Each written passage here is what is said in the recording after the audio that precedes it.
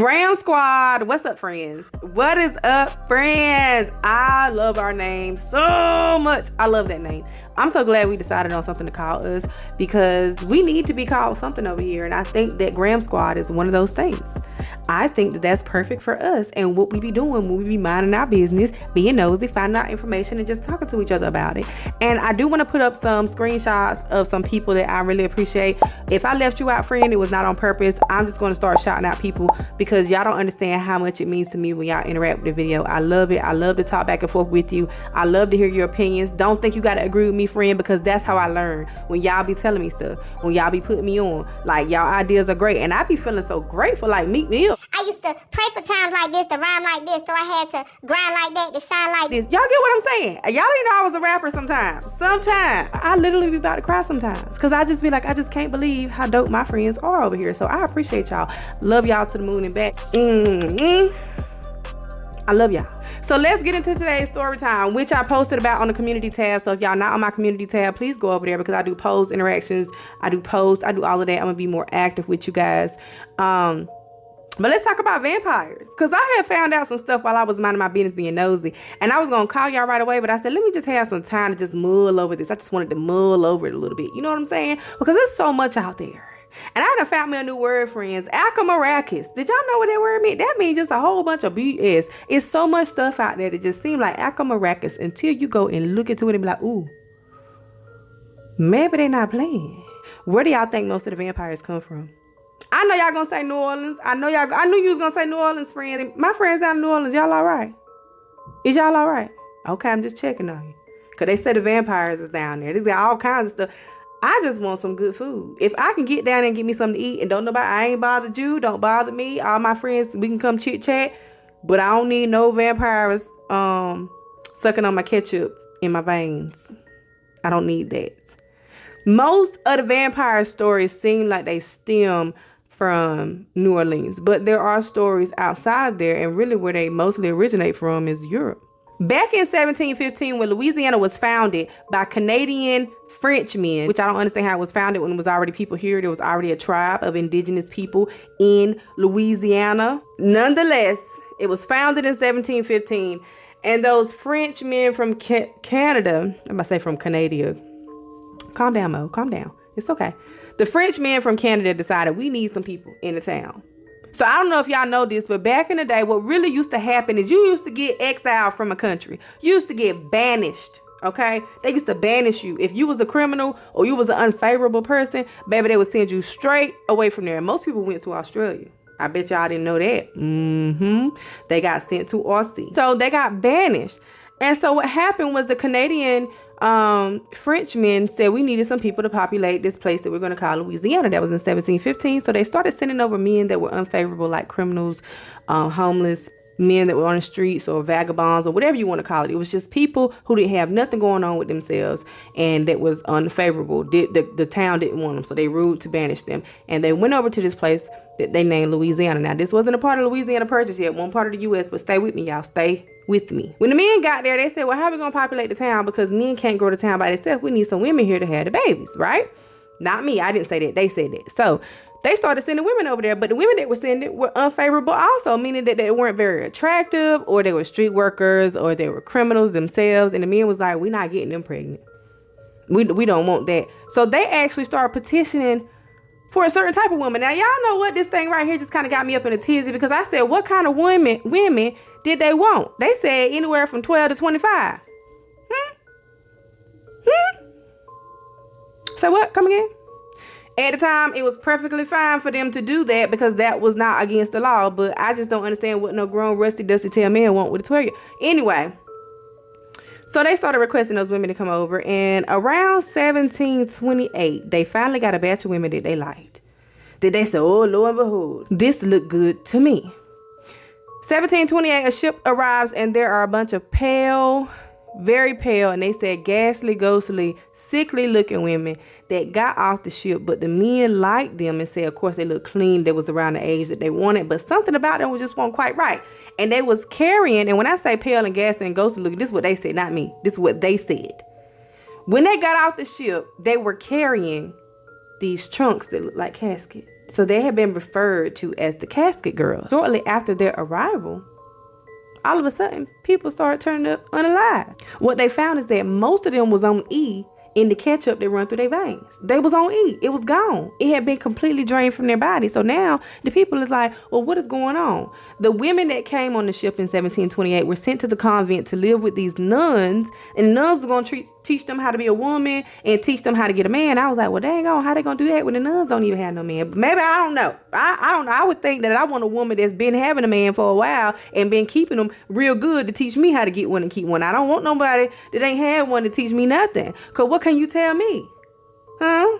I want one that's been having hers and keeping them, or he give her everything. That's the woman I want to teach me how to get them. But anyway, the nuns have been living with the girls in the convent, and so they thought, let us look inside of these trunks that look like caskets and see if their belongings are in there.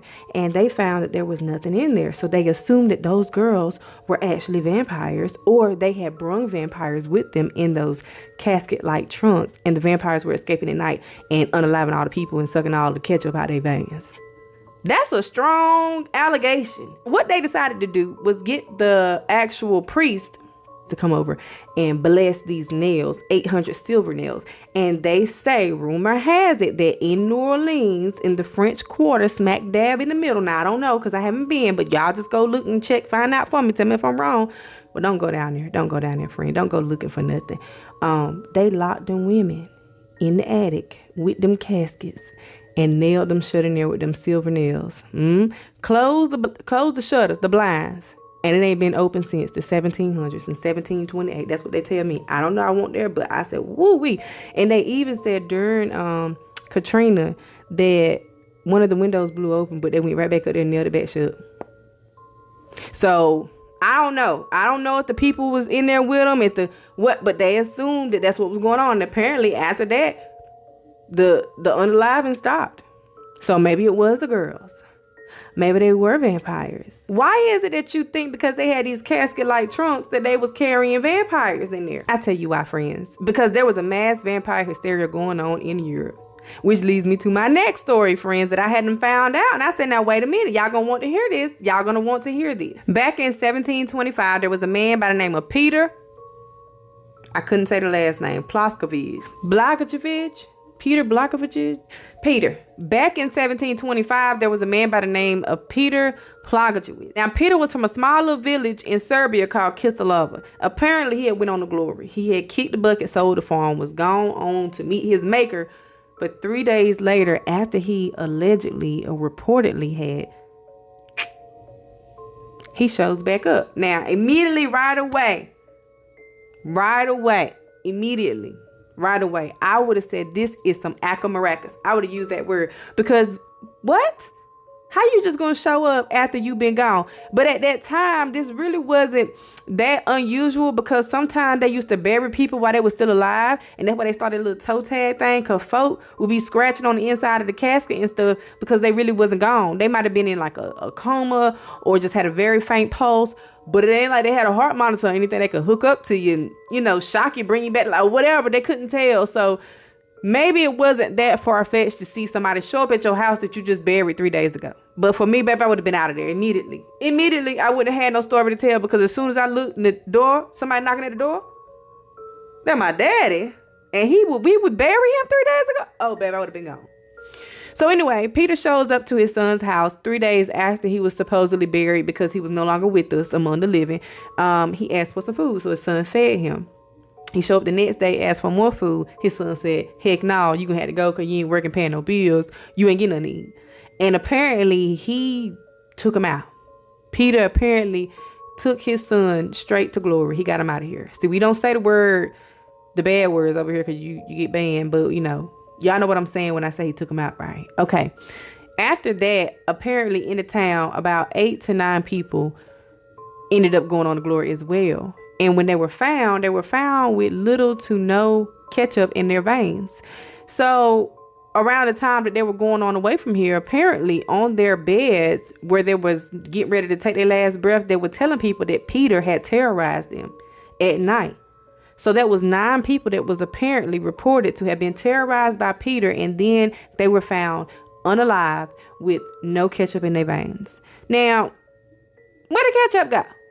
So officials got together and they decided to go look for Peter because they had claimed to have all these reports of people saying that it was Peter who did it, including Peter's ex-wife, who said after he had came home to get some food from the son, she said he came to the house to get some shoes, but sister girl was like me. She got out of there. She gave him the shoes and left town, child. They couldn't find her no more after that. So they went to Peter's grave and exhumed the body. And lo and behold, they say they found him with hair still growing, and he still had fresh ketchup in his veins, and he was perfectly preserved, not decomposed at all. So they staked him in the chest and burnt him. That's what they did. They made sure that he won't coming back and took the ashes and did whatever. I don't know, they went and put him out in the ocean like the Titanic. I don't know what they did with the ashes, but they got him out of there. And apparently after that took place, the people stopped going away mysteriously. Now, that's an account of a vampire around the same time that them casket girls went down to Louisiana. Now, they got there in 1728. Peter was around here in Europe doing all kinds of stuff in 1725. So they had this vampire mass hysteria where people were thinking that there were so many of the unalive walking around terrorizing people. In 1912, in Louisiana, per usual, there was a man by the name of August Delagrange that was accused of being a vampire. Now, around that time, they had found about 40 people who had been gone on to glory, and they were dismembered and had very little ketchup found at the crime scene. Y'all get what I'm saying? And because of that, they said, well, where's all the ketchup? Why did people drain from ketchup from their body? And I don't really see none at the crime scene. Where is it? Where's going on? So at that point, people began to assume that this person could have possibly been a vampire. So get this. A voodoo priest and a Catholic priest got together and went hunting for this Delagrange man. And eventually what they found is, by looking at the coordinates of people who had been found dismembered, it was right along this train route. Now, I kind of got a little tickled by this because I thought to myself, y'all think it's a vampire taking people out and he got to ride a train?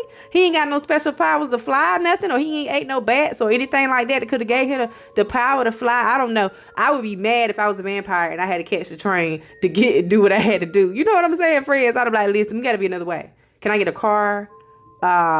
It's 1912. We got the Motor T, a Ford crank up, something. I need a broom. I need something because I'm supernatural. Can I just teleport or blink? I dream a genie. I'm not getting on a train, baby. So apparently after they decided that these people that were being attacked were around this train route, they found a man named August Delagrange worked for the train company.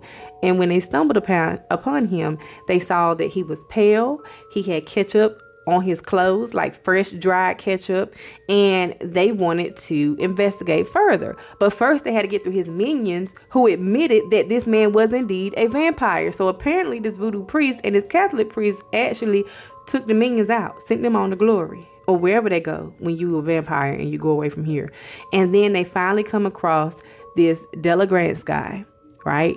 Sleeping and resting because he was weak, because he didn't have nothing to feed on, because I guess his cover had been blown. They staked him with a wooden stake and they dismembered and burnt him. And apparently all of the unalivings that were happening, all of the unalivings that were happening stopped after that. So folks was really believing that this guy was truly a vampire. To this day in New Orleans, you can go to a museum and see this person's skeleton on display, along with a box that contains the stake that they used to, get the job done, to get her done. Are all vampires just ketchup sucking beings that are of the unalive crew and they're just riding trains and back in the black and white, silent film era? Like, are those they all from Europe and they ended up in the week? Is that what's going on? I think not. So I stumbled across this story on TikTok, friends. I really was sitting around my business being nosy, and it just popped up on my feed, right? And it wasn't even on my TikTok feed. It was on my YouTube feed. So there's this girl. I'm going to put a screenshot of her story in here. So there's this girl. I'm going to just post a little screenshot of her video. Y'all can go watch the whole story time for yourself. But I'm just going to give you a little snippet of what I had heard when she was telling the story. And friends, that give me a little chill, little goosebumps. Got me a little goosebump. I said, woo! So apparently she is a rideshare driver in New Orleans. I say New Orleans because I'm not from there. But I try to get with my friends how my friends would say it down in New Orleans. So she's a rideshare driver. And she gave this lady a ride one time. And she said something was off about her. Y'all know we got to listen to our inner man, our spirit, to be telling us something ain't right, because it be clocking T. Our inner man be clocking it. Was it? Try to snap, yeah. Be clocking. I can't do it with my left hand. I'm in my right hand. Okay. And she said this woman got in her car and she don't remember what she looked like, but she can remember her voice in her head. Long story short, this woman touched her while she was driving and froze time. She froze time and got in her head and on like some Niklaus, on some originals type stuff. And she siphoned some of her energy from her. And she told her, after the lady was like, what did you just do? You just touched me. She told her, I just siphoned some of your energy. Yeah, I did. That's normal. You're good. Nothing else gonna happen to you. Baby, the way that car would have been on 2 wheels to get her to their destination very calmly. Because bye, friend. I'll talk to you later. That's how it would have had to be, because you did what? I was just floored by that she said that she was able to just touch her and do that. And y'all, to this day, I be like that. When people just be talking to me and they be unnecessarily touching me, I'm like, why are you touching me? And it ain't got nothing to do with me being like stuck up or anything like that. I just personally don't like folk to be randomly touching me. Now, if I'm expecting a hug from you, like if I see some of y'all out and about and we like, hey friends, hey, and I'm like, oh, give me a hug, that's cool. But a stranger just walking up to me and just touching me to say something, I'm like, you don't have to touch me to say something. Stop touching me. I don't know what's going on. You, whatever shadow people following you, just don't touch me. And I go to sleep, and the next thing you know, I'm seeing stuff. Don't know why. Because you didn't put your hands on me. Keep your hands to yourself. That's how I be feeling. But she said that happened, and that person was like a energy vampire, or a person who worked with the dark magic and all those kinds of things, you know. And there's so many different definitions. It's not just the ketchup sucking vampires. There are some people that actually manipulate or work with energy, so they tell me, and is able to siphon energy from you. And then you have just regular sayings of people calling folks energy vampires, like arguing, fuss, and fighting, all this stuff like that. But I'm talking about like Dracula, the Count, Niklaus Michelson, the originals, the Salvatores. That's what I'm talking about. Those are the type of vampires that I was talking about. But mostly there are different types. And apparently, according to most reports, there are only a very small tribe or a very small group of vampires that exist in the world. And I don't know how I feel about if it's real or not. I don't, know, but I do know this, friends. I can tell you this from my experience. Everybody don't believe the same thing you believe. Everybody don't practice the same thing you practice. You cannot be naive to the fact that there are different types of people and different types of beings here on this planet that occupy and share space with you. I don't know if you've ever been around people where you've gone in a room and you felt the energy shift, right? And not the energy shift in a way where you're like, I'm an energy reader, or I'm this thing. I have these supernatural capable abilities. I'm talking about just the natural feeling, like when somebody turned on the TV. Like back in the day, you really don't feel it too much now. Kind of, you can tell, even if a TV is on mute, if you're in silence and someone turns on a TV, you can feel that energy. Like you can hear that white noise. That's the same way if you walk into a room of people that you feel like somebody in there don't like you, or somebody in there got an issue with you. You can feel that energy. That is just your natural God-given ability to sense things. Like animals. Like we're not so blind to what's going on when birds fly away, when storms are coming, or where animals or dogs or horses run when they feel like something's wrong. We have some of those same gifts and abilities. We're just too distracted in other things. So we have those abilities to be able to sense. But have you ever felt like something was just off with a person, or something was just wrong? Yeah, you can sense that. There are people on this planet that I feel like didn't come from the great I am. That's just my opinion. Just soulless looking, feeling people where you just like, something different about you. I don't know what it is, but you gotta play normal. When you sense it, you just be like, oh, okay, then you go pray about it. But I definitely feel like there's something here, and what we think a vampire is might not be exactly what it is based on Hollywood, but it may be loosely based around the truth. Loosely. There could be some medical conditions. All right. Y'all remember that man ate the other man face off in Florida, or ate that person face off? You never know. It could be some other things that's going on that a person feel like they have adapted to being like, maybe cannibalistic. I don't know. Those type of things. I know there's a lot of people that are into the vampire culture and like the whole dark, mystical being type things. I like the Vampire Diaries and the originals.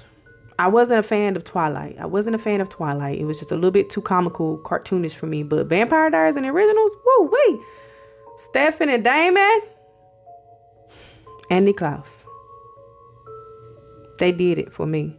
But that's what just makes me think about it, friends. That's what it just make me think about. So y'all really gonna have to tell me what y'all think about this story time. Again, I appreciate y'all so much for clicking the like button, interacting with the video, turning on your notification bell, subscribing to the channel, joining the Graham Squad. If you're new and you're joining the Graham Squad, welcome, friend. I appreciate you. And if you want to comment down below, I will shout you out in my next video in my story time. And until next time, friends, I really hope I ain't got y'all up in too much of a tizzy.